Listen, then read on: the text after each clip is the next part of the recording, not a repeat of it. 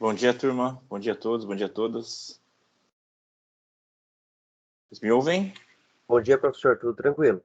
Bom dia, prof. A gente ouve sim. Bom dia.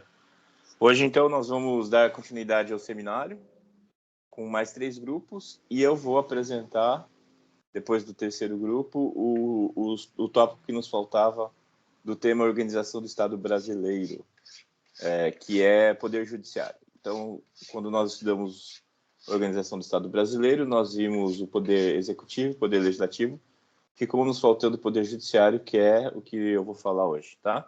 Então, nós temos 3 grupos para se apresentarem hoje, no seminário do 4º trimestre. Então, o semipresidencialismo, governos islâmicos e parlamentos do mundo. O grupo de semipresidencialismo, sobre França e Rússia, especialmente, está presente? Sim, prof. Sim, prof. Vocês vão usar o slide? Podem colocar. Uhum. Só um momento que eu vou tentar compartilhar. Ok, Bruno.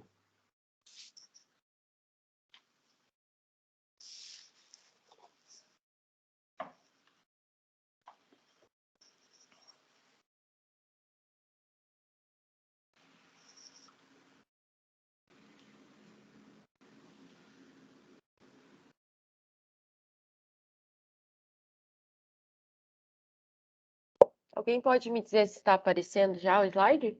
Carregou, Já tá Bruno, já está aparecendo. visível. Uhum. Ah, tá, beleza. É com vocês. Boa apresentação. Uhum. Bom, prof, se minha internet travar, tudo, espera um pouquinho que eu já volto, porque eu tô com 4G, é só isso para avisar. Ah, ok, sem problema. Uhum. Bom dia, professor, bom dia, colegas. Hoje o nosso grupo vai falar sobre semipresidencialismo. Bom, o termo ele foi usado pela primeira vez nos anos 70 pelo sociólogo e cientista político francês Maurice Duverger, que buscava uma explicação para a renovação do modelo de um sistema político que surgiu durante a Quinta República Francesa. Mas o presidencialismo ele ganhou interpretações diferentes. De acordo com alguns historiadores, o semipresidencialismo ele já era um sistema de organização governamental ativo durante a República de Weimar, na Alemanha, que durou de 1919 até 1933. Naquele período, houve a adoção de um sistema no qual o parlamento ele dividia o poder com o presidente, que, embora não tivesse centralidade de decisões, ele ainda demonstrava força política. E, além disso, na França também, ela resolveu chamar Charles de Gaulle, que foi um herói da Segunda Guerra Mundial e político popular lá na época, e ele trabalhou para criar uma nova Constituição e criou a Quinta República Francesa. A ideia principal de de Gaulle foi dividir o poder executivo, que antes praticamente ficava todo no primeiro-ministro e no parlamento, e criou um cargo mais forte que pudesse ajudar a estabilizar o parlamento, estabelecendo então o papel do chefe de Estado para o presidente da República e o primeiro-ministro sendo o chefe do governo. Aí agora a Agatha e a Bruna vão explicar um pouquinho mais aprofundado sobre o ministro, o chefe de governo e chefe de Estado. Bom, o sistema semipresidencialista, ele é um modo de organização da estrutura política de um país, e ele é como se fosse uma mescla entre o presidencialismo e o parlamentarismo, porque ele possui elementos dos dois sistemas. Em comum com o presidencialismo, ele tem a figura do presidente, que é eleito pelo voto popular direto, e a distinção entre o executivo e o legislativo. Mas, diferente do presidencialismo, o presidente ele não acumula as duas funções de chefe de governo e chefe de Estado, ele é só o chefe de Estado. Porque assim como no parlamentarismo, aqui também existe a figura do primeiro-ministro, e aí ele sim é o chefe de governo. E ele é escolhido indiretamente, normalmente pelo parlamento. Mas o que difere do parlamentarismo nessa questão é que, enquanto no parlamentarismo a figura do chefe de Estado ela é mais simbólica, aqui possui reais funções. divide o executivo com o primeiro-ministro. Pode falar, Bruno. Bom dia. Então, no papel, né, que diferencia o chefe de governo e o chefe de Estado, nesse caso, o semipresidencialismo, então, num governo que opta por esse sistema, a função presidencial ela vai estar mais ligada a decisões cerimoniais, né, como disse a Agatha e a Marcela, a função de chefe de Estado, e o primeiro-ministro, perdão, ele tem a responsabilidade de chefe de governo. Então, o presidente ele cuida de várias funções práticas do semipresidencialismo, como cuidar da política externa do país, chefiar forças armadas, nomear funcionários, vetar leis, entre outros. Ele também pode nomear o primeiro-ministro e também demiti-lo. Nesse sistema, o presidente possui um papel mais forte do que no sistema parlamentarista, no qual ele só é o chefe de Estado, né? Pois ele pode agora nomear o primeiro-ministro, dissolver o parlamento ou o Congresso, que é um ponto bem importante do semipresidencialismo, pois essa função ela inexiste em sistemas parlamentaristas e em sistemas presidencialistas. Além disso, ele pode até propor leis, controlar a política externa, como eu havia já falado, e escolher alguns funcionários de alto escalão e solicitar referendos. Já o primeiro-ministro, ele vai desempenhar a parte das atribuições do chefe de governo. Então, ele pode moldar as leis do país, escolher e coordenar a atuação de ministros, implantar políticas de desenvolvimento econômico e social. Então, em suma, ele é responsável pela articulação política com o legislativo. Uma das vantagens do semipresidencialismo em relação aos outros dois modelos políticos, de parlamentarismo e presidencialismo, é o maior equilíbrio entre o poder executivo, que é o mais poderoso no sistema presidencialista, e o legislativo, que é mais influente no sistema parlamentarista. Esse equilíbrio ele ocorre a partir da desconcentração do poder e de um maior compartilhamento das decisões políticas entre os dois poderes, né, o executivo e o legislativo. Outra vantagem é que ele é mais eficiente, em teoria, para apresentar uma resposta mais rápida a uma possível crise política do que um sistema presidencialista, pois ele permite uma mudança mais rápida nesses dois poderes, no legislativo e no executivo, em caso de uma falta de governabilidade ou falta de representatividade popular. Então, quer dizer que se o primeiro-ministro não possui apoio do Congresso, ele pode ser substituído rapidamente, sem necessidade de novas eleições ou de um desgastante processo de impeachment ou recall, como tem nos Estados Unidos, que também faz muito mal para a política do país e sua visão no internacional. Mas, em contrapartida, se o Congresso não representar os interesses populares, o presidente tem o poder de destituí-lo e convocar novas eleições. Alguns dos pontos negativos residem no fato de que é um desenho menos nítido da separação de poderes. Mesmo que, como eu disse, que isso pode ser um ponto positivo, também pode ser um ponto negativo, esse desenho menos nítido da separação dos poderes, do executivo e legislativo. E há também uma menor pluralidade no parlamento, já que a maioria dos legisladores possui forte lealdade ao governo. E a minoria vai ter um papel assim de fiscal, de crítico, com um poder bem menor do que teria, por exemplo, no sistema presidencialista. Alguns países que adotam o sistema presidencialista é a Argélia, Portugal, França, Rússia, que vão ser mais comentadas, né, no nosso seminário, Egito, Romênia e Ucrânia.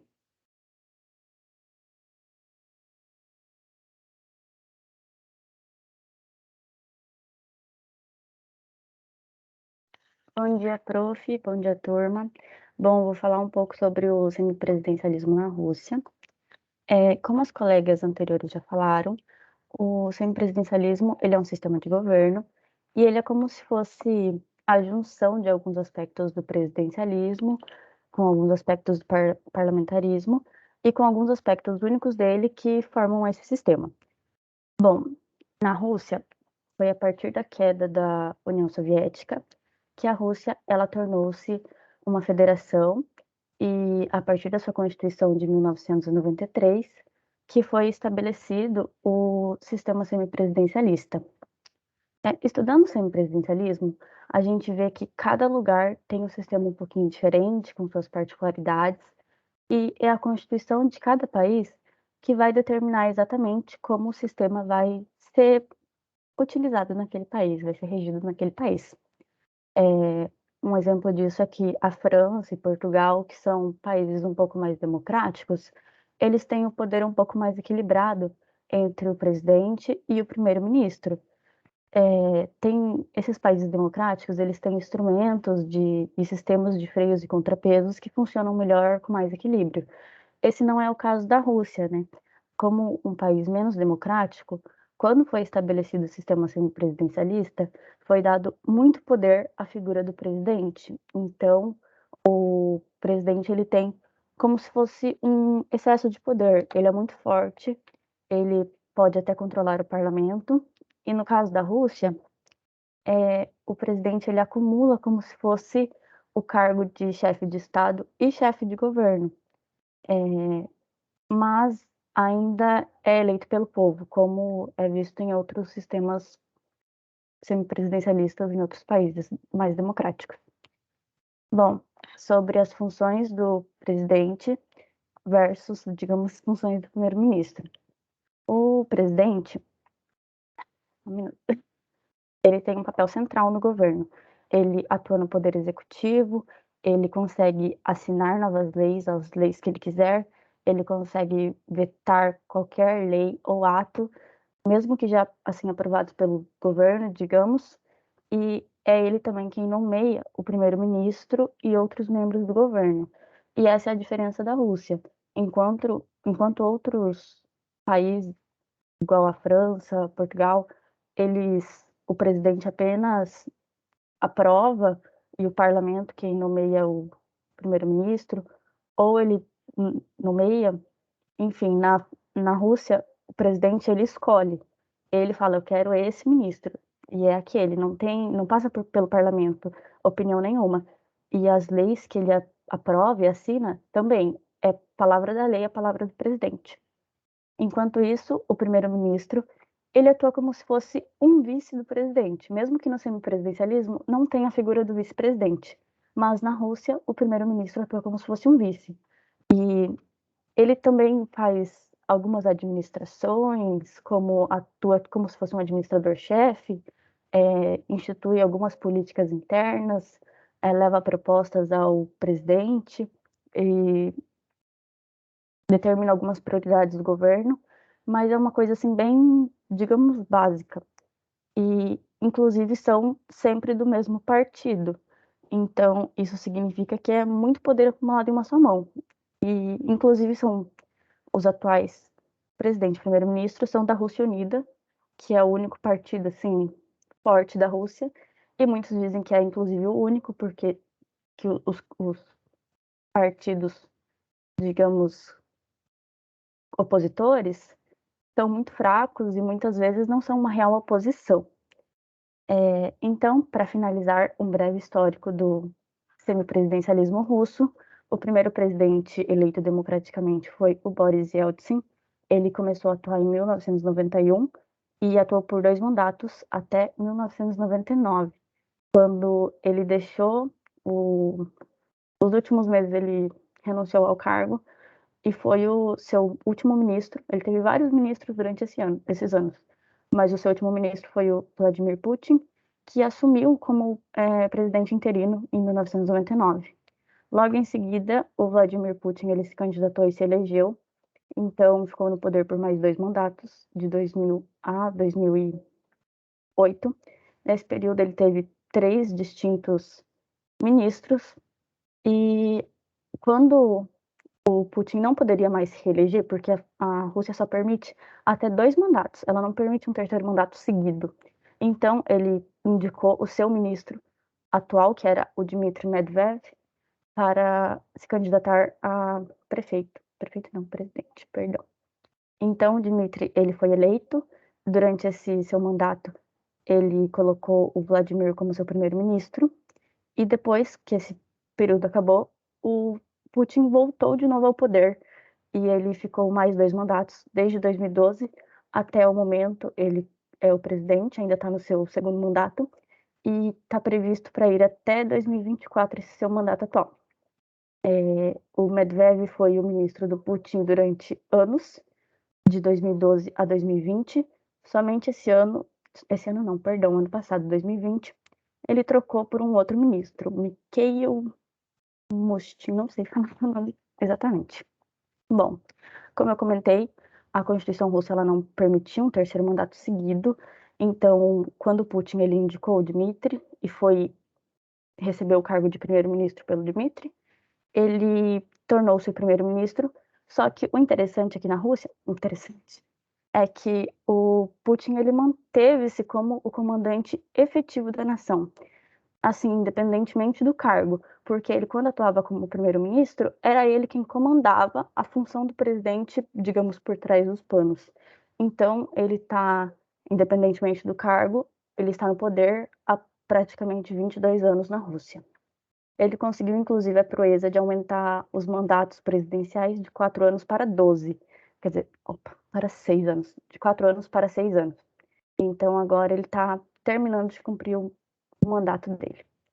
Bom, e foi esse um breve histórico, umas breves noções sobre o semipresidencialismo na Rússia.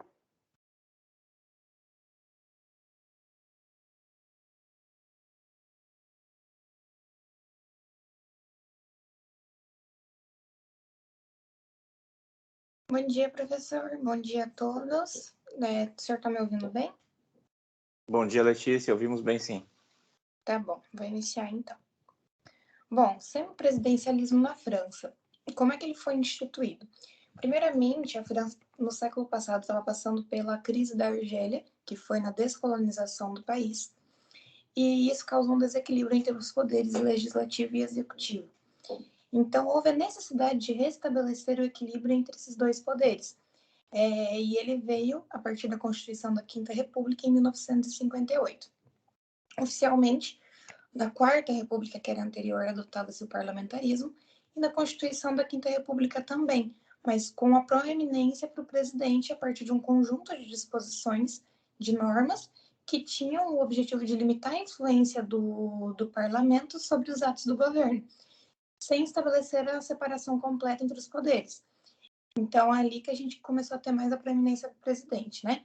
Porque aí, na própria Constituição da Quinta República, o parlamento tinha menos influência sobre as atitudes do presidente.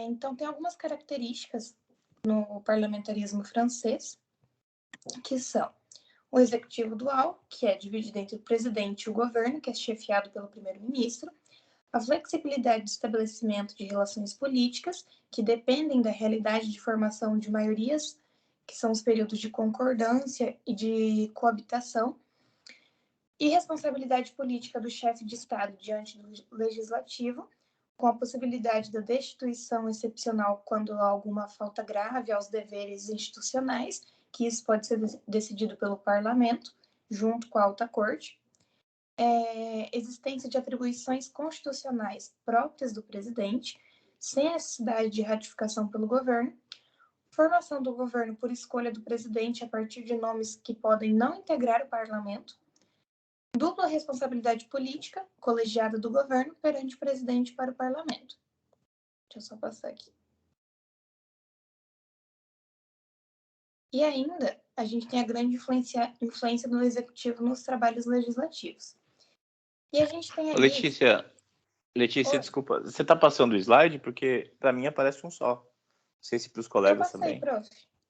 É que está congelado no slide o semipresidencialismo na França. É só comigo, turma? Vocês estão vendo outros? Ah, agora eu vejo. Apareceu? Apareceu. Prof, eu acho que teve um delay aqui, eu que estou passando aqui, e eu já tinha clicado e ele não estava indo, agora foi. Ah, tá bom, tranquilo. Obrigado. Eu assumi o controle aqui, Bruna, para ver se vocês passam mais rápido. Beleza, perdão, mas é que eu realmente acho que deu um delayzinho aqui, mas agora... Tá, então esse slide já tinha aparecido? Esse Sim. já. Esse já, tá.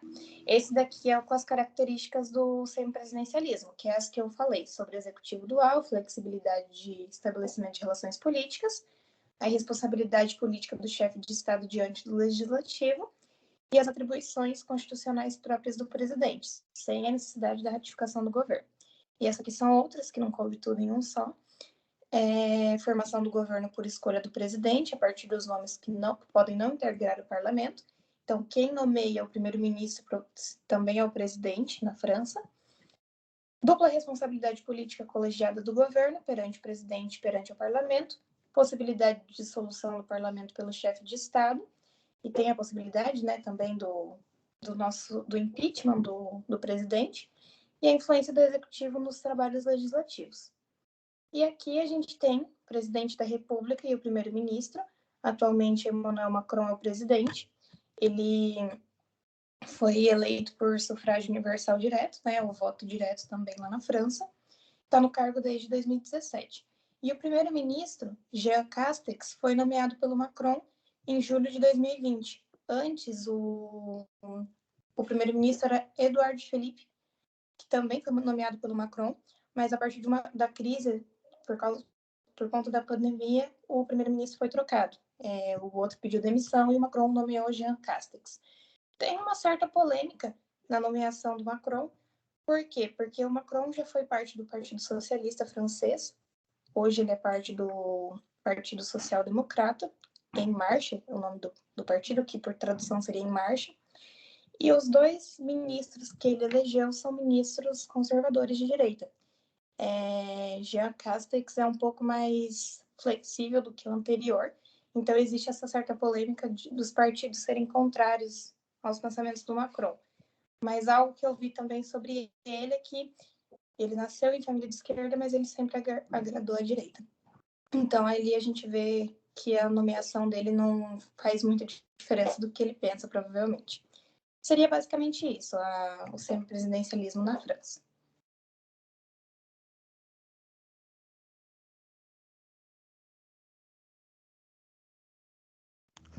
Bom dia, vocês estão me ouvindo? Bom dia, sim, Gabriel, ouvimos bem. Bruno, acho que você tirou os slides, tem a minha parte. Então, eu não tirei. Será que pelo fato da Letícia ter saído e ela tinha solicitado controle, ele não Eu desconectou? acho que sim, amiga. Vou tentar de novo, tá? Só um momento. De boa.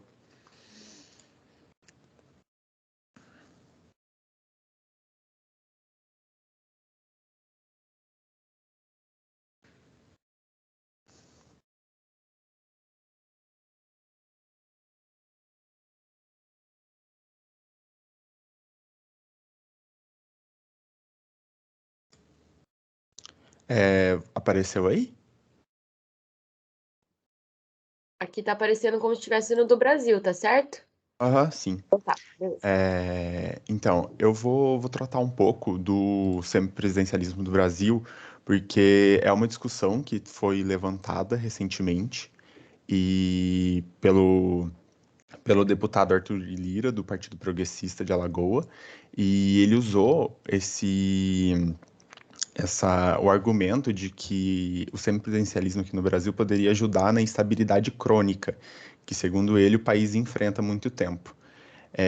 E por mais que a adoção desse sistema seja defendida por nomes relevantes até na política nacional, como o Michel Temer, o ex-presidente, o ministro do Supremo Federal e o presidente do Tribunal Superior Eleitoral, o Luiz Roberto Barroso. Só que esse sistema do Brasil, apesar de ter trazido estabilidade para a França, para a Rússia, ele pode fazer um desfecho de que o presidente, que vai ser o chefe do Estado, vai ser eleito por dezenas de milhões de votos, e já o chefe de governo, que seria eleito por milhões de votos a menos. Então, é quase um pedido para uma crise pelo sistema que a gente tem aqui. E outro problema que poderia impedir o Brasil de ter estabilidade com esse sistema seria que a quantidade absurda de partidos que a gente tem, porque um sistema desse requer um número pequeno para não ter tantas legendas e poder ficar sem as grandes divisões internas que a gente tem entre os partidos. Sem contar também que o semipresidencialismo aqui no Brasil colocaria duas forças em confronto, pensando que tipo, o presidente eleito pelos brasileiros teria muito confronto com um primeiro-ministro que muitas partes dos brasileiros, por exemplo, talvez não se identificariam. E no final, os especialistas dizem que talvez a solução aqui para o Brasil não seja o semipresidencialismo, mas tipo, a eleição de uma pessoa normal, equilibrada, que boa parte da população aceitaria. E isso seria o que resolveria, em vez do semipresidencialismo. É isso, essas são as referências. Obrigado. Ok, obrigado ao grupo. Opa, peraí.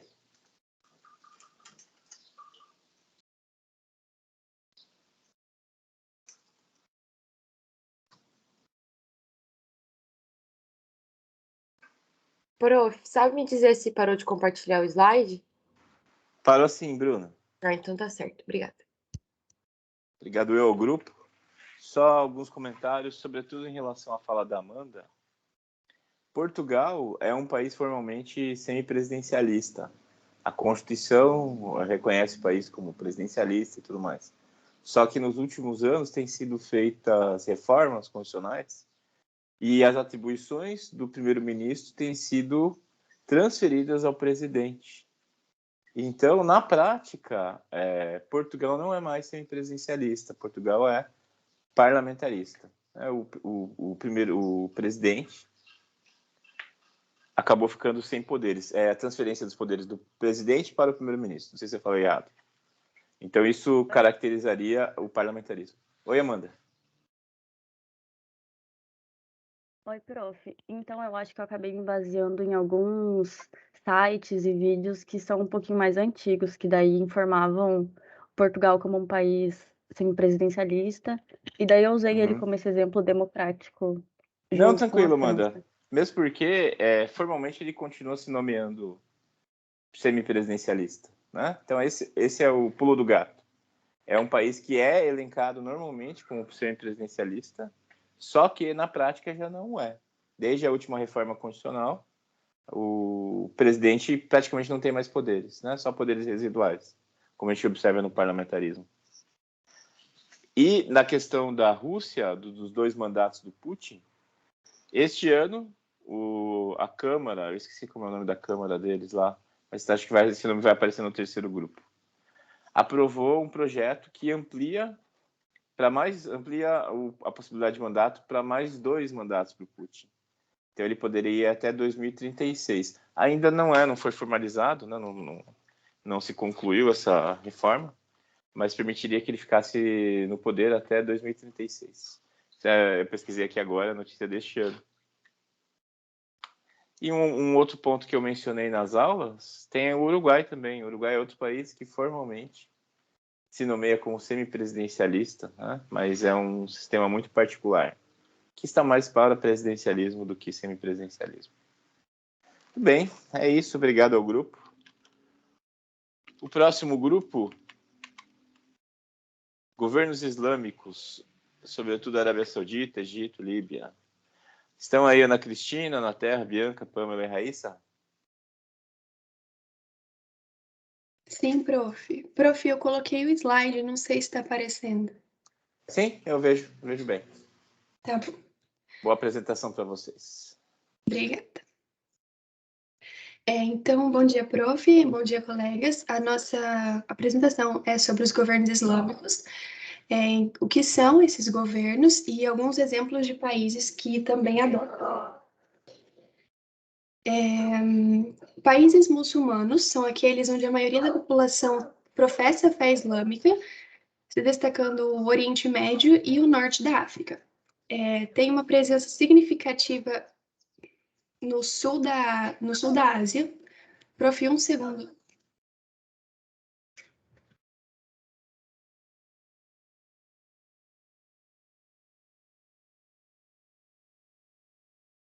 Desculpa. Tem uma presença significativa no sul da Ásia, em países como Índia, Paquistão e Bangladesh, além de regiões nos Balcãs e no Cáucaso. Esses governos têm leis fundamentadas na religião e baseadas nas escrituras sagradas ou nas opiniões de líderes religiosos. O Alcorão ou Corão é a mais importante fonte da jurisprudência islâmica.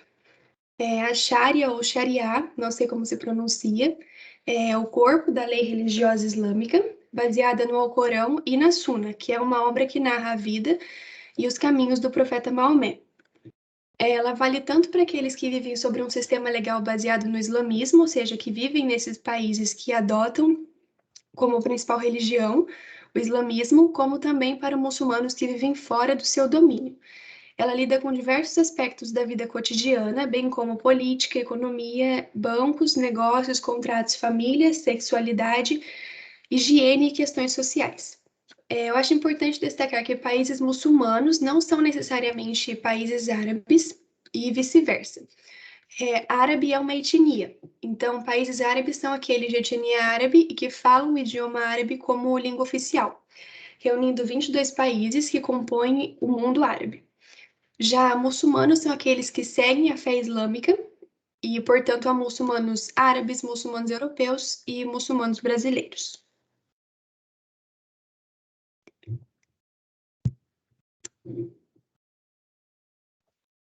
Bom dia, professor. Bom dia, turma. Eu vou falar um pouquinho sobre a Arábia Saudita, o governo e a política.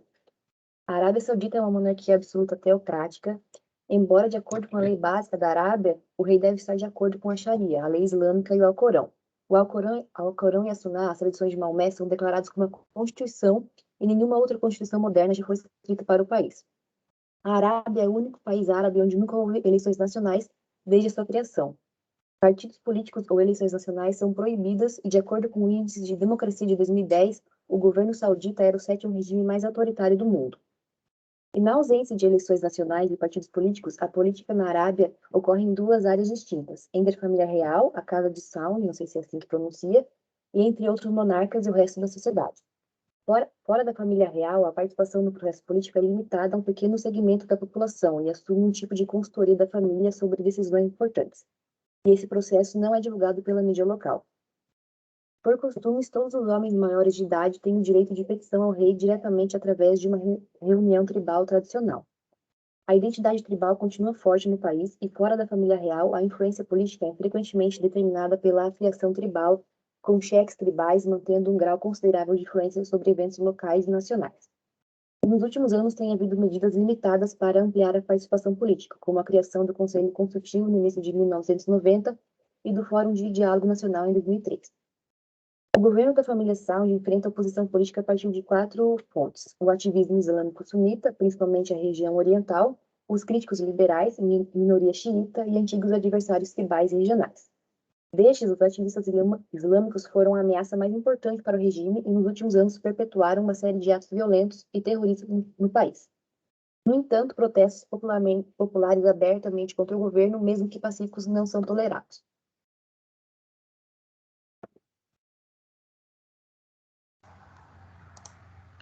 Bom dia.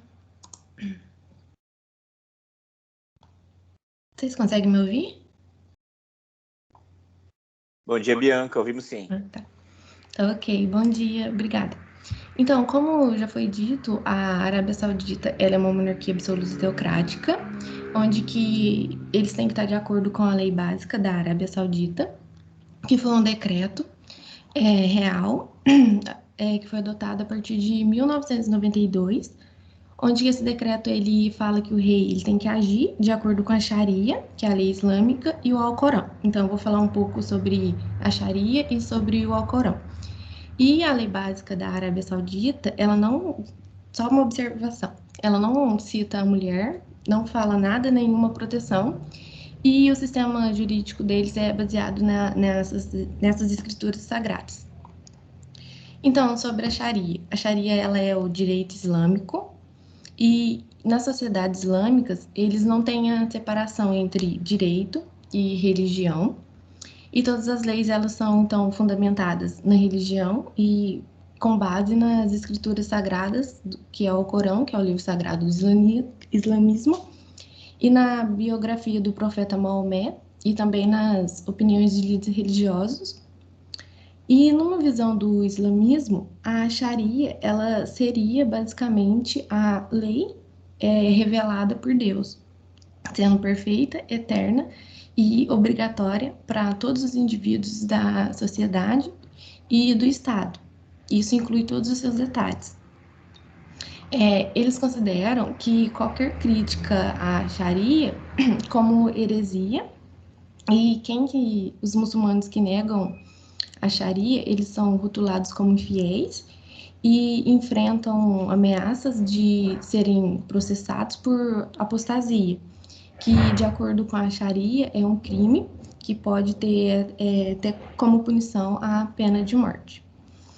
Então, a Sharia ela procura descrever detalhadamente todos os atos humanos.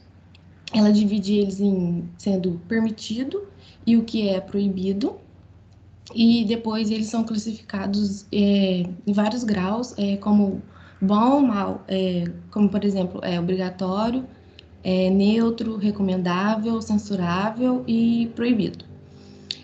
E essas regras, elas vão regular todas as questões da vida, incluindo devocional, adoração, pureza ritual, casamento, herança, infrações penais, comércio e também a conduta pessoal. E, além disso, ela também é responsável por regular os atos do governante de um determinado Estado Islâmico e suas relações com os não muçulmanos dentro e fora do Estado. E a Sharia, normalmente, ela é seguida pelos mais fervorosos, pelos mais adeptos da religião, só que ela ainda influencia o comportamento da maioria dos muçulmanos, mesmo ela não sendo, mesmo onde ela não é uma lei oficial. E a Sharia, atualmente, ela é o sistema legal religioso mais utilizado no mundo e é um dos 3 sistemas legais mais comuns do planeta, junto com o common law anglo-saxônico e o sistema romano-germânico. E sobre deixa eu passar aqui, sobre o Alcorão.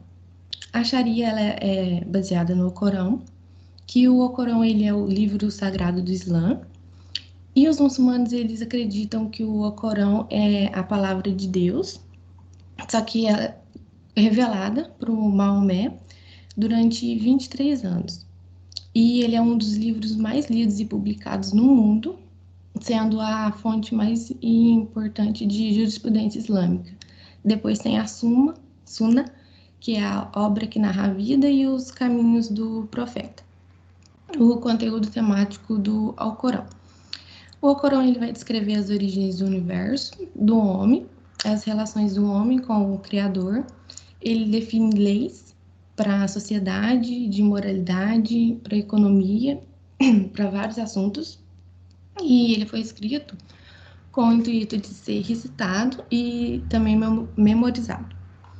Ele vai discutir sobre Deus, sobre seus nomes, atributos, sobre os crentes e suas virtudes, fala sobre o destino dos não crentes e até fala algumas coisas sobre a ciência. Os ensinamentos do Islã, eles vão englobar alguns personagens do judaísmo e do cristianismo, personagens bíblicos como o Adão, Noé, Moisés, Jesus, Maria, que eles são mencionados no Corão como se fossem profetas do Islã. Só que como os muçulmanos se referem a eles em árabe, dá uma ideia que não são os mesmos personagens. A estrutura do Alcorão. Ele foi estruturado à medida que o profeta recebia as revelações. Ele pedia para os jovens que acompanhavam ele na comitiva para transcrever os textos. E esses textos eles eram preservados em vários materiais, como, por exemplo, folhas de tamareira, pedaços de pergaminhos e também em algumas pedras. O Alcorão está organizado em 114 capítulos, que são chamados de suras, e são divididos em livros, seções, partes e versículos. Considera-se que 92 capítulos teriam sido revelados para Maomé em Meca, e 22 em Medina. A sura maior é a segunda, que tem o título de Avaca, que ela tem 286 versículos, e as menores elas possuem em média 3 versículos. E esses capítulos eles são identificados pelos nomes mais do que por números, só que eles recebem os nomes de palavras distintas ou de algumas palavras que surgem no começo do texto, como por exemplo a vaca, a abelha, o figo, a aurora, só que normalmente o título não tem muita relação com o conteúdo. Depois da morte de Maomé em 632, foi que começou o processo do recolhimento dos textos desses vários extratos. E consta que os primeiros Alcorões escritos no mundo, eles estão em 3 diferentes museus, um no Iraque, um outro no Cairo e o último em Uzbequistão. E em português, foi traduzido a primeira vez no Rio de Janeiro, em 1882, sendo uma tradução anônima. E sobre a importância do Alcorão na sociedade muçulmana. Para os muçulmanos, o Alcorão ele é a palavra de Deus, sendo sagrada, imutável e que tem todas as respostas sobre as necessidades humanas, tanto diárias como materiais e também espirituais.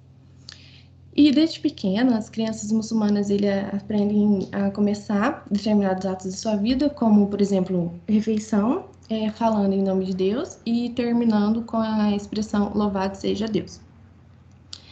E essas 2 frases, elas são as mesmas que se encontram nos 2 primeiros versículos da primeira sura. Algumas partes do Corão são recitadas durante momentos especiais da vida, como, por exemplo, no casamento, leito de morte. E em alguns países muçulmanos, alguns aspectos da vida pública começam com recitação de passagens do livro também. Os muçulmanos, eles não tocam no livro antes de fazer a ablução, que é a lavagem do corpo, que é conhecida como wudu. E eles guardam o Corão numa prateleira no quarto, bem alta, que é em sinal de respeito. E alguns deles também transportam algumas versões pequenas para conforto e segurança. E somente a versão original em árabe, que é considerada como Corão, e as traduções elas são vistas como simples, sombras fracas do significado original. Isso é porque a tradução árabe ela é muito difícil. E são proibidos de reciclar, reimprimir ou jogar cópias velhas do Corão no lixo. Então, eles deveriam enterrar ou queimar, isso com respeito. E eles consideram como pecado gravíssimo fazer qualquer modificação, cortar, excluir ou adicionar palavras do Alcorão. E também é considerado ilícito vender esse livro em idioma árabe. E foi isso, obrigada.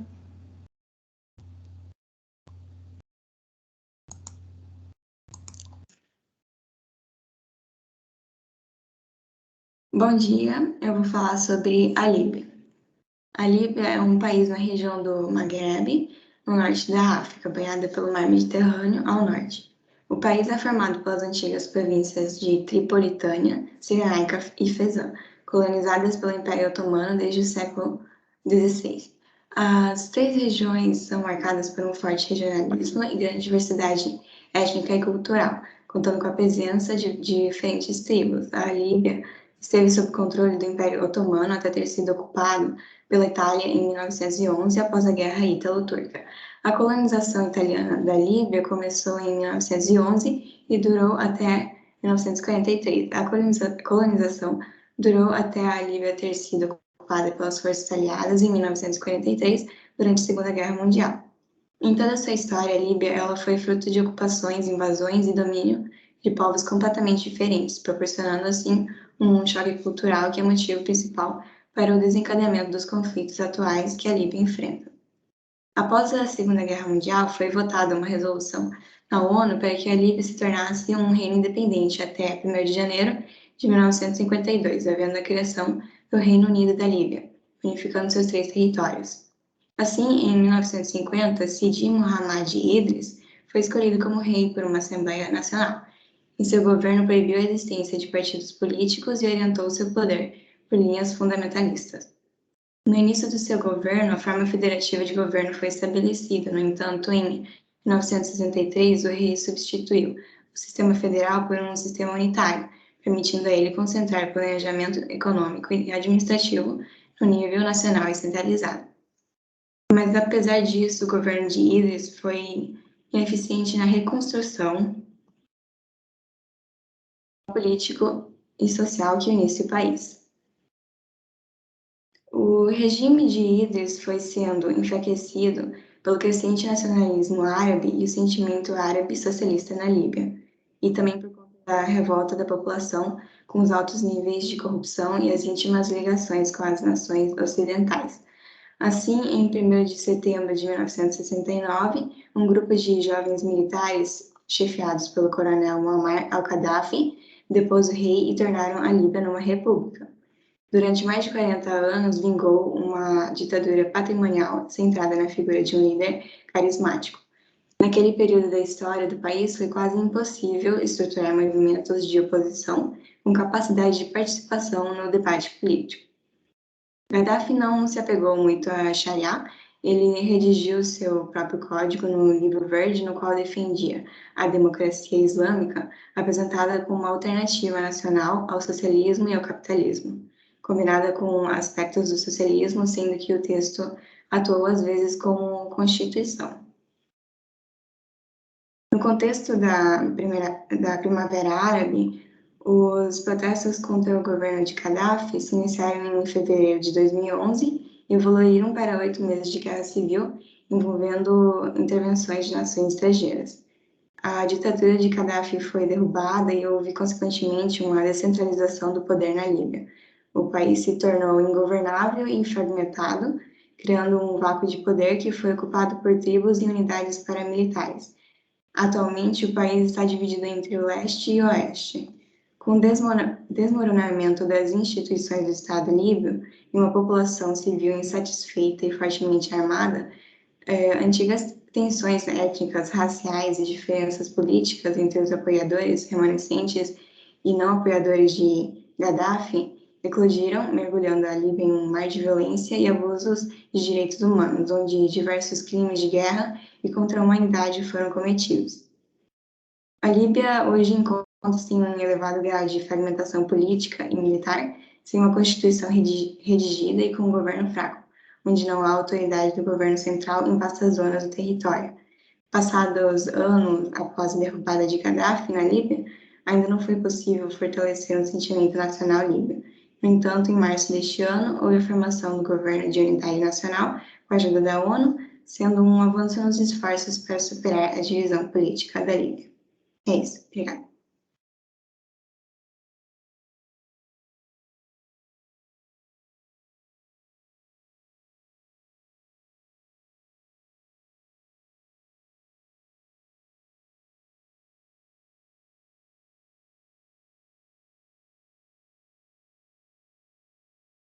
Pessoal, tá faltando a Raíssa ainda, né?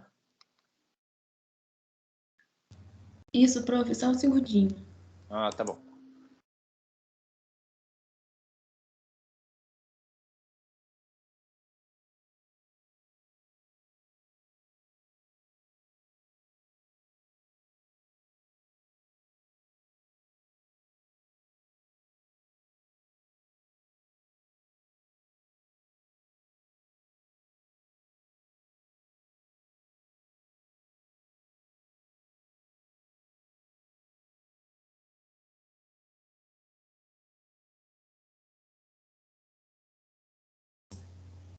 Prof, ela mandou mensagem avisando que a internet dela caiu. Ah, tá bom. Bom, sugiro então que a gente passe para o próximo grupo e ela apresenta depois, né? Esperemos que se estabilize. Eu tenho alguns comentários para o grupo, mas eu vou aguardar então a apresentação da Raíssa. Tá, ela falou que vai tentar... Ah, desculpa. Ela disse que ia tentar entrar pelo celular. Ah, agora? Sim. Ah, tá. Então vamos esperar mais uns minutos. Tranquilo. Oi, bom dia. Consegue me ouvir? Bom dia, Raíssa. Ouvimos sim. Ai, perdão, professor. Minha internet caiu bem na hora. Eu tô pelo Tranquilo. celular. Tranquilo, fica à vontade. Não vou conseguir ligar minha câmera. Sem problema. Tá, então agora, por último, eu vou falar sobre o Egito. O Egito ele é um país africano, considerado um berço da civilização e contém uma rica herança cultural. Ele foi um dos primeiros e mais importantes centros do cristianismo, mas ele foi amplamente islamizado no século VII e continua sendo um país predominantemente muçulmano. O governo egípcio, ele é uma república semipresidencialista. Esse sistema de governo está em vigor desde 1953, porém o Egito teve apenas 7 presidentes. Dentre eles vão se destacar o Mohamed Morsi, que foi eleito presidente democraticamente depois da destituição de Hosni Mubarak, acho que assim se fala o nome dele. E ele ficou no poder por 30 anos. O Morsi, no entanto, ele também foi deposto do cargo dele, e desde 2014 o país ele é governado por Abdul Fattah Khalil al-Sisi. Tá, e agora eu vou explicar um pouco mais sobre esses 3 governos. Em 2011 aconteceu a Revolução Egípcia. Ela foi inspirada na revolta que derrubou o governo da Tunísia e que deu início à Primavera Árabe. Milhares de egípcios eles compareceram a um grande protesto nas ruas do país e que foi reforçado principalmente pelas convocações feitas pela internet. Os manifestantes eles acusavam o regime do então governante, o Hosni Mubarak, de repressão, fraudes eleitorais e corrupção, além de responsabilidade pela pobreza e pelo desemprego do país. O movimento ganhou apoio de diversos ativistas islâmicos, principalmente da Irmandade Muçulmana, que foi fundada em 1928 e tinha o objetivo de libertar a pátria islâmica do controle dos estrangeiros e dos infiéis e estabelecer um Estado Islâmico unificado. A Irmandade Muçulmana, ela já tinha sido banida do Egito em 1954, no início do regime militar. E logo após a queda de Mubarak, os militares que tomaram o poder eles suspenderam essa proibição. Isso permitiu que a Irmandade rapidamente legalizasse seu primeiro partido político, que foi o Partido Liberdade e Justiça, o PLJ. Só passar. Tá. Nas primeiras eleições parlamentares, depois da queda de Mubarak, o PLJ ganhou quase metade dos assentos da Assembleia do Povo. Aí. E em 2012, o Mohamed Morsi, presidente do PLJ, venceu as primeiras eleições presidenciais democráticas do Egito. O Morsi, ele procurou tranquilizar os seus adversários e declarou que, como presidente, ele queria construir um Estado democrático, civil e moderno que garantisse a liberdade da religião e o direito do protesto pacífico. Mas durante a elaboração da Constituição que teve, ele incluiu cláusulas que previam que as leis aprovadas pelo parlamento não poderiam contradizer a Sharia, que é a lei islâmica, e também ampliou seus próprios poderes. A Constituição ela foi considerada pró-Islã e surgiu um temor de que o país pudesse virar uma teocracia, e isso resultou em grandes protestos. Diante disso, descontentes com as políticas dele e que eram vistas como muito conservadoras, ele começou a perder apoio popular. E em julho de 2013, novas manifestações populares acabaram culminando na derrubada de Morsi. E foi feito um golpe militar e a sua Constituição foi suspensa. Nesse novo contexto, o exército do país depôs o presidente, junto com o então comandante-geral das Forças Armadas do país, o general Abdul Fattah al-Sisi. Em 2014, esse general foi oficialmente confirmado como vencedor das eleições da presidência. Em 2018, ele foi reeleito com mais de 97% para um novo mandato de presidência. E essa eleição ela acabou sendo contestada sobre acusações de fraude, e relatos dizem que o Sisi hoje ele governa o Egito de forma autoritária, com as Forças Armadas exercendo grande poder dentro do país e com eleições não livres ou justas. E a liderança da Irmandade Muçulmana e milhares de outros partidários também foram presos e o grupo hoje é classificado como organização terrorista. E é isso, da minha parte.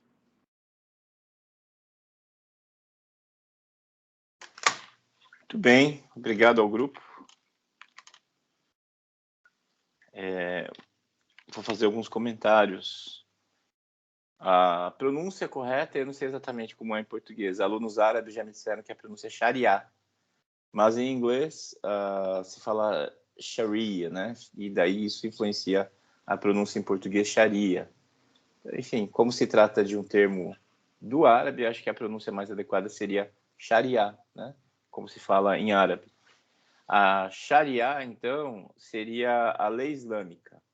Inclusive, é a denominação de um dos sistemas jurídicos do mundo. Se nós pudéssemos, ou melhor, ao analisarmos os sistemas jurídicos do mundo, nós vamos encontrar basicamente 4 sistemas, segundo a doutrina. Nós temos o sistema romano-germânico, ou de civil law, que é o nosso, baseado na lei como principal fonte jurídica, fonte do direito.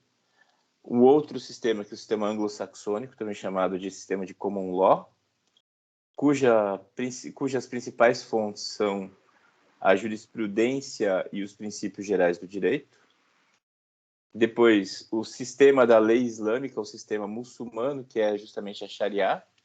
E depois os sistemas consuetudinários, né, que são sui generis, cada um é cada um. Né? São chamados de consuetudinários porque são tradicionais. Países como Mongólia, Andorra, países que não têm nada a ver uns com os outros, né? Tem um sistema muito particular, muito próprio, que são colocados num pacotão chamado de sistemas consuetudinários. Pois bem, dentre essas 4 classificações, 4 tipos de sistema jurídico, a Sharia é aquele em que se baseia na lei muçulmana, nas interpretações do Corão. Basicamente, os textos corânicos, as suras, né? E também a jurisprudência dos tribunais islâmicos. Curiosamente, o sistema anglo-saxônico tem a sua origem no sistema muçulmano, olha só. Então, tem historiadores do direito que apontam essas origens. O sistema anglo-saxônico teria origens no sistema islâmico, porque o sistema islâmico teria sido aplicado na ilha da Sardenha. Da Sardenha, a nobreza da Sardenha se tornou a mesma nobreza da Saxônia, no norte da França.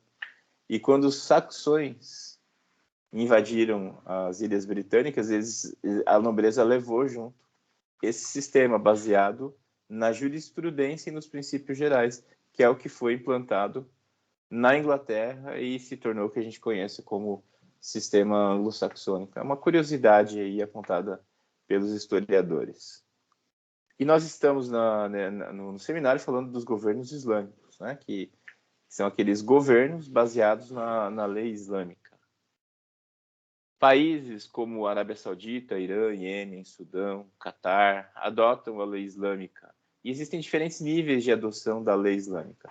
Veja que eu estou extrapolando o tema do seminário, tá? O objetivo do seminário é falar de governos islâmicos, tá? Eu estou falando do sistema jurídico islâmico ou muçulmano. Então, alguns países adotam a lei islâmica como sistema, como fonte do direito, mas em diferentes níveis. A Arábia Saudita usa de maneira ampla. A Arábia Saudita e o Irã usam a Sharia de maneira ampla. Um país como o Líbano usa apenas na legislação civil, tá? Os demais ramos, direito penal, não. Direito administrativo, não. Então, é só na legislação civil, por exemplo, contratos, direito de família, direito de sucessões. Então, tudo isso no Líbano se reporta à lei islâmica, às tradições, à jurisprudência. O resto da legislação é sistema romano-germânico. A Índia permite a adoção da lei islâmica para a população muçulmana e apenas para fins civis. As Filipinas são assim também, restringem. A Turquia também a Turquia não usa a Sharia, é um país de maioria muçulmana que não usa a Sharia. É um exemplo, né, um contra-exemplo, para mostrar que nem só os países muçulmanos, né, não todos os países muçulmanos adotam a Sharia. A Turquia não adota. Outros adotam de maneira restrita e outros de maneira ampla. E a Raíssa mencionou as revoltas, né, no Egito, que era um evento conhecido como Primavera Árabe, Raíssa, que começou na Tunísia e se espalhou por vários países, como a Líbia, que levou à derrubada do Gaddafi, como o Egito, que encerrou o governo Mubarak, e depois disso foi refeita a Constituição. praticamente foi refundado o Estado. Era isso. Muito bem, obrigado às meninas do grupo pela apresentação. Vamos ao último grupo, então, nós temos tempo. Parlamentos do mundo. Najib, Ives, Natália, Robson, Henrique, estão aí? Estamos, professor. O Henrique, ele não vai participar da aula hoje, não vai apresentar, mas a gente, todo mundo está aqui, tirando ele. Tá bom, ok. Vocês vão usar o slide, né? Isso. Ô, Robson, você quer que eu compartilhe ou tu compartilha? Compartilha para nós aí, Ives. Vou compartilhar, só um minuto.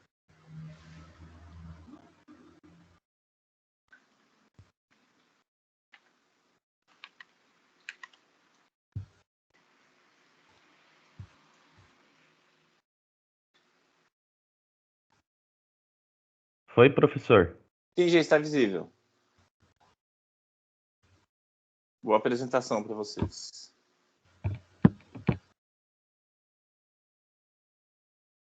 Beleza.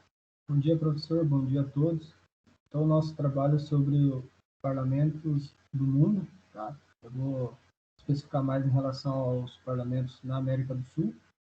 Tá? Só dando uma contextualização sobre os parlamentos. O parlamento é uma assembleia composta pelos membros que são eleitos para representar os cidadãos, né, dentro da política, na estrutura do governo, dentro de um regime constitucional.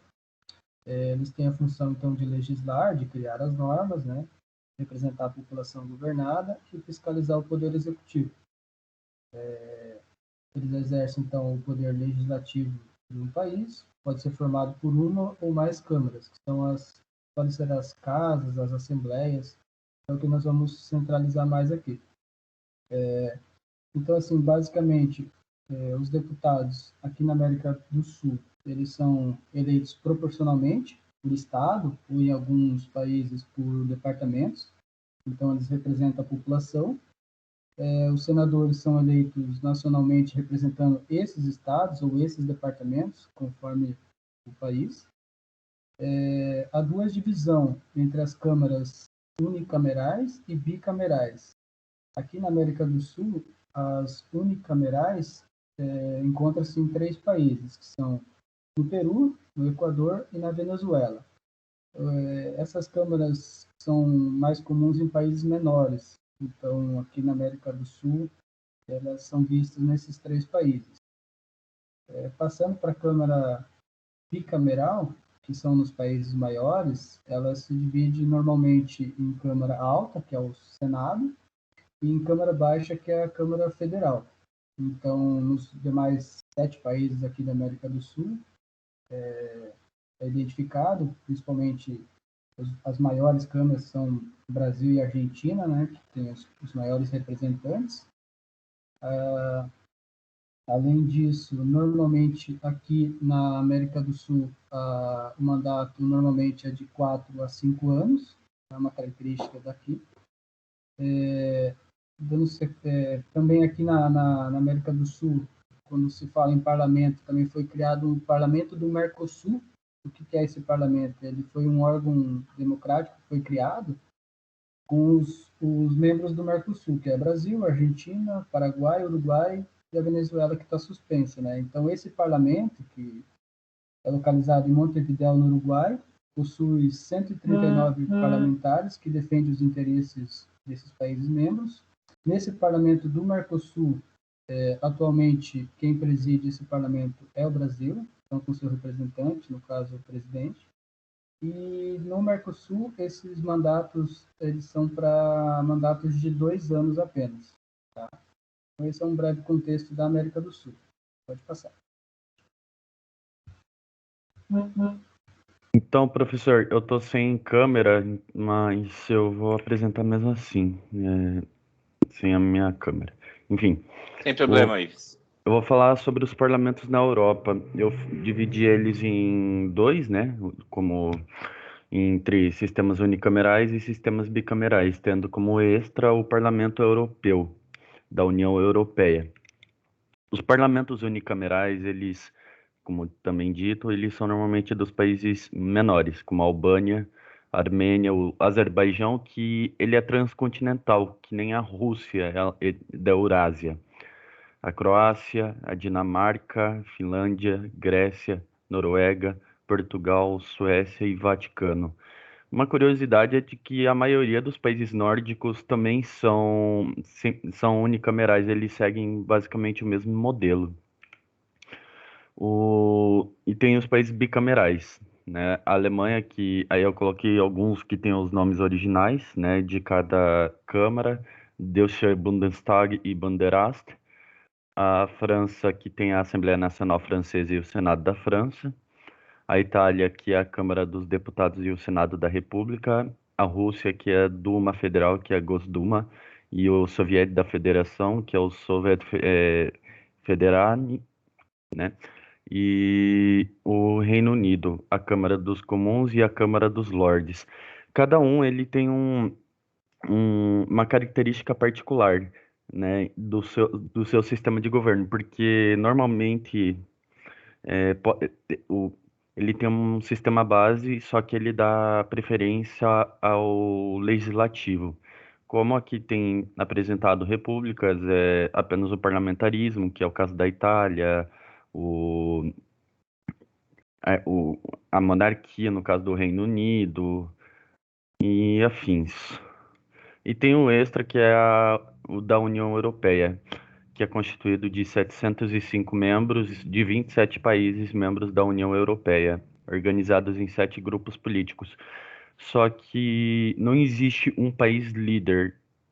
O presidente da Câmara do Parlamento Europeu, ele é normalmente eleito pelos cidadãos, e então é como se fosse um parlamento independente de algum controle governamental da Europa.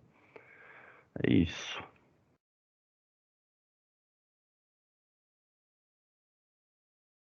Najib, perdão. Não, bom dia, eu vou falar sobre o parlamento na África do Sul. Não tem slide, né? Porque não tem. Mas o parlamento da África do Sul é uma privada legislatura bicameral sul-africana, composta pela Assembleia Nacional como Câmara Baixa e o Conselho Nacional de Províncias, a Câmara Alta. Na liderança tem Max Sisulu e MJ Marlango, né? Na estrutura apresenta assentos 400 representantes e 90 conselheiros. E como o mais importante órgão do país, o parlamento vem sofrendo várias alterações na barriga desde a formação da República Sul-Africana em 1910. Então, de 1910 a 1964, o parlamento era bicameral, com os membros do Senado sendo apontados pelo governador-geral. Os representantes da Câmara da Assembleia eram eleitos pelo sistema majoritário. O sufrágio era universal para brancos e para negros da província do Cabo e província. A representação dos negros no parlamento foi banida em 1960. De 1961 a 1984, com a formação da República, muitas transformações ocorreram. Indianos perderam a representação em 1968 e em 1981 o parlamento passou a ser unicameral. E de 1984 a 1994, nesse período, o parlamento adotou o formato tricameral, sendo uma Câmara da Assembleia para os brancos com 178 membros, a Câmara dos Representantes para negros com 85 membros e a Câmara dos Delegados para indianos com 45 membros, sendo todos eleitos por sistema majoritário. Toda a Câmara legislava apenas para questões relativas à sua raça. Existiam também sessões conjuntas dos parlamentos para interesses comuns, contanto, a Câmara dos Brancos possuía mais parlamentos que a soma da Câmara dos Negros e dos Indianos, o que os deixava sempre em vantagem. Já agora, de 1994 ao presente, após a Constituição de 1994, o parlamento, composto pelo Senado e pela Assembleia Nacional, foi organizado também como Constitution Making Body, uma assembleia constituinte já prometida ao povo pelo Congresso Nacional Africano. E então, em 1997, após a conclusão da nova Constituição, o Senado passou a ser denominado Conselho Nacional de Províncias e mudou seu papel legislativo. Entretanto, a Assembleia Nacional não sofreu alteração nenhuma, continuando a ser liderada pelo presidente da África do Sul, o líder do maior partido da casa. Bom, a sede do parlamento é a cidade do Cabo, contanto, a sede do governo é Pretória. E, apesar do aparente entendimento, o Congresso Nacional Africano propôs o deslocamento do parlamento para Pretória, tendo como argumentos que o atual acordo não é justo com os ministros e funcionários do parlamento, que necessitam se deslocar de uma cidade para outra quando o parlamento está em reunião. Apesar dos processos de deslocamento, a Constituição diz que o parlamento deve se reunir na capital nacional, Cidade do Cabo. É isso.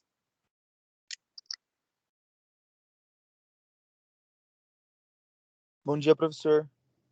Consegue me ouvir? Bom dia. Consigo sim, Najib. Tá, perfeito. Bom, eu vou falar sobre o Parlamento da Índia, que no caso é do tipo bicameral, no caso, né? Ele é o órgão legislativo supremo da República da Índia. Então, ele é constituído ali pelo gabinete do presidente. Ele é constituído também pela Câmara Baixa, que seria o nome de Lok Sabha. A Câmara Alta, no caso, que seria Rajya Sabha também. Bom, os membros ali dessas duas câmaras, no caso, eles são referidos como membros do parlamento, né? Sendo que os membros ali da Câmara Baixa, que o Lok Sabha, eles são eleitos pelo voto direto. Já os membros da Câmara Alta, o Rajya Sabha, eles são, no caso, eleitos pela representação proporcional. Bom, essa representação proporcional, ela também chamada de voto proporcional, no caso, né? Ela é um sistema ali sistema eleitoral, no caso, né, de vencedor múltiplo. Ou seja, ali a proporção de cadeiras parlamentares ocupada ali pelo partido, por cada partido, no caso, tem que ser, no caso, ali diretamente determinada pela proporção de votos obtidos por ele. Bom, o sistema dessa representação proporcional, ela é um sistema, no caso, eleitoral normalmente baseado em lista de partido, né? Bom, dos 545 membros ali da Câmara Baixa, no caso Lok Sabha, né? 530 eles representam os estados indianos. Já o restante, eles representam, no caso, os territórios da União, né? Governados diretamente ali pelo presidente. Bom, o território da União, no caso, por sua vez, né? Ele é uma divisão administrativa subnacional da Índia, no quadro federal de governança, no caso. E ao contrário ali dos estados da Índia, no caso, que têm os seus próprios governos eleitos, os territórios da União, eles são governados diretamente pelo governo federal, como eu disse, né? Então, o presidente da Índia, ele nomeia um administrador ou um vice-governador, no caso, né, para cada território. E a partir ali de 2009, tem, né, no caso, né, 7 territórios da União. Então, Delhi, a capital da Índia, no caso, o então território da União de Delhi, e o Pondicherry tem sido, então, dada a soberania parcial. A Delhi, ele é redefinido como território da capital nacional, né? Estando ali a partir de 2004, no caso, em processo de se tornar um estado. Esses dois, no caso, né, Delhi e Pondicherry, ele tem seus próprios eleitos, assembleias legislativas e o executivo, no caso, o Conselho de Ministros, né? Mas, mesmo assim, os seus poderes ali, eles são limitados. No caso, determinada legislação ali, ela deve ser reservada para, no caso, uma análise, né? E parecer favorável ali pelo presidente da Índia. É isso.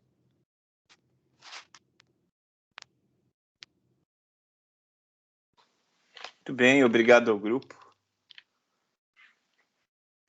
Então, só o Henrique não vai se apresentar, né? Só para confirmar. Isso. Então tá bom.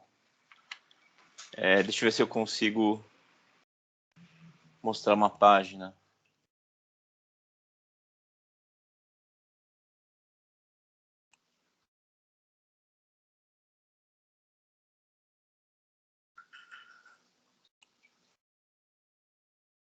Vocês conseguem ver um livro que está aparecendo aí?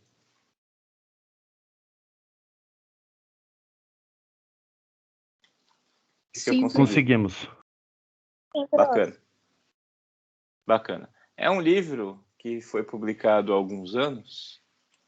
Deixa eu ver quando que foi publicado. Ele é de 2020. Ah, não, é recente, ano passado, 2020. Que traz uma apresentação dos parlamentos no mundo.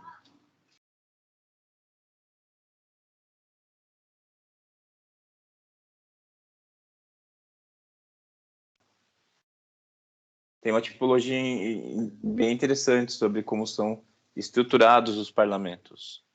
Então, veja aqui, em formato de círculo. Aqui é o parlamento da região da Alemanha de Rhine-Westphalia do Norte. Professor, perdão, eu acho que travou a tela. Ainda está na foto do livro. Ah, travou a tela. Então, deixa eu parar e começar de novo.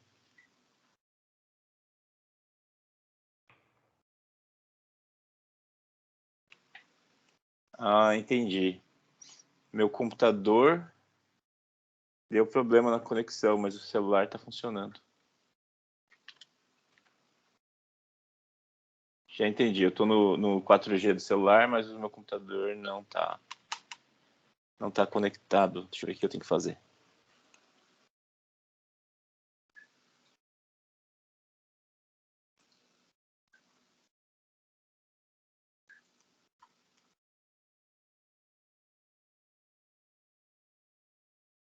Acho que voltou.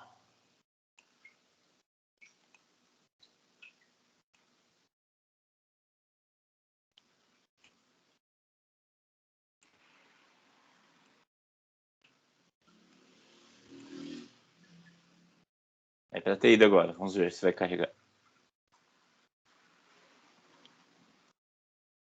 Ok. Então aí é um parlamento em forma de semicírculo, como é também o do Japão e outros países. Em formato de círculo, né? Em formato de sala de aula. Do Brasil, Gaborone, que é... Onde que é Gaborone? Da Etiópia, talvez. Da Rússia, em Genebra, das Nações Unidas. Então, esses são os formatos de sala de aula. E os autores escrevem que é uma forma bastante usada por países autoritários, em que há uma imposição, uma espécie de hierarquia no parlamento. Então, é um formato de sala de aula. Então, temos aí o Brasil e a Rússia, do mesmo lado. Como que chama? Ferradura, formato de ferradura. Bangladesh, África do Sul. Em formato de cadeiras opostas. Aqui da região da Índia, do estado da Índia, Chandigarh, e também do Reino Unido. Parlamento do Reino Unido,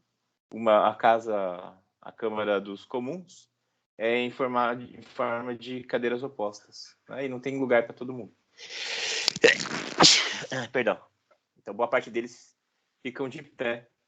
E se vocês já tiveram a oportunidade de ver alguma reportagem, alguma matéria que mostra, eles ficam muito próximos, os debates são acalorados, e os parlamentares ficam muito próximos nesse debate, né? Nesses debates, muitos de pé e tal. Em forma de semicírculo, agora sim, semicírculo. Da União Europeia em Bruxelas e da União Europeia em Estrasburgo, da França, da Alemanha, a Itália, Japão, a Holanda, Suécia, são países que adotam o semicírculo. E deixa eu voltar lá para a sala de aula. Quando você clica no parlamento, você pode ter um giro de 360 graus.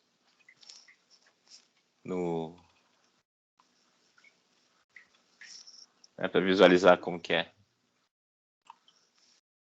Eu vou deixar o link para vocês olharem aí, se tiverem interesse. Então, esse aqui é o da nossa Câmara dos Deputados. Não sabia da existência desse site, que legal. Bacana, né? Pois é. Vamos ver outro. Vamos ver como que é o da Alemanha.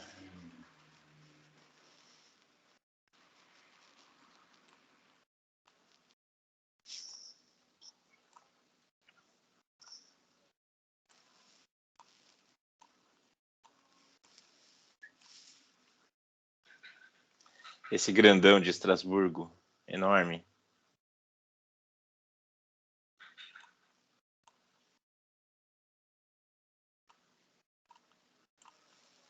O da Alemanha tem mais janelas. Esse aqui é claustrofóbico. Vamos ver o da Rússia. A Duma.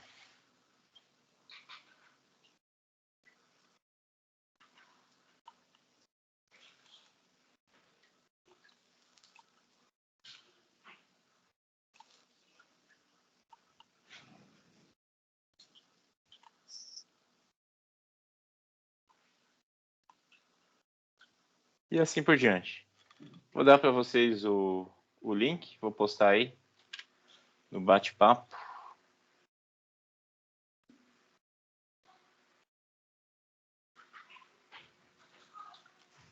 Ô, professor, esse Pois não. aspecto da Rússia ser mais, sempre com uma cara, um teor mais militarizado, até o próprio parlamento deles parece ser algo mais militarizado.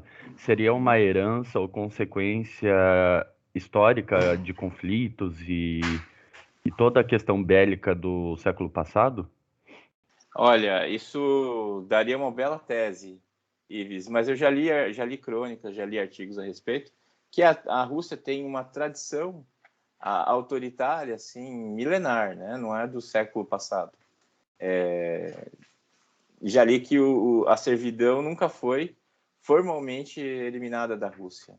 Então, desde os períodos, desde a Idade Média, desde o feudalismo, permaneceu esse traço de servidão. E aí, se você olhar governos, né, do século XVII, século XVIII, Ivan, Catarina, que eram governantes autoritários e que se impunham, a Rússia nunca teria perdido essa característica, mesmo durante a União Soviética, de governos fortes, e os russos estão habituados a esse viés militarista, impositivo, governos autoritários, e a gente poderia ver como um retrato disso o parlamento deles. Um parlamento típico, né, de um país autoritário, com formato de sala de aula, como é o do Brasil. Vejam só, curiosamente, né? Formato de sala de aula. Ou seja, alguém fala e os outros estão lá para aprender, né? Para se submeterem a quem está se dirigindo lá, e não há discussão, não há um nivelamento, né? Seria uma estrutura hierárquica. O parlamento não, a Assembleia Legislativa de São Paulo é pior ainda. Não sei se já tiveram oportunidade de ver, quem é de São Paulo, talvez. É um paredão, assim, enorme, né? E a mesa fica toda lá em cima, uns 2 metros de altura de quem está nas cadeiras, né? E todo mundo que está embaixo, né, fica olhando para cima, né? Para frente e para cima. É uma situação bem peculiar da Assembleia Legislativa de São Paulo. Mas pode ser, Ives. A gente encontra estudos sobre isso, tá? Mais algum comentário, curiosidade? Então tá bom. Então vamos fazer o intervalo, turma, voltamos às 10 horas e eu vou terminar o conteúdo de organização do Estado brasileiro falando do Poder Judiciário, tá bom? Intervalo, até daqui a pouco. Beleza.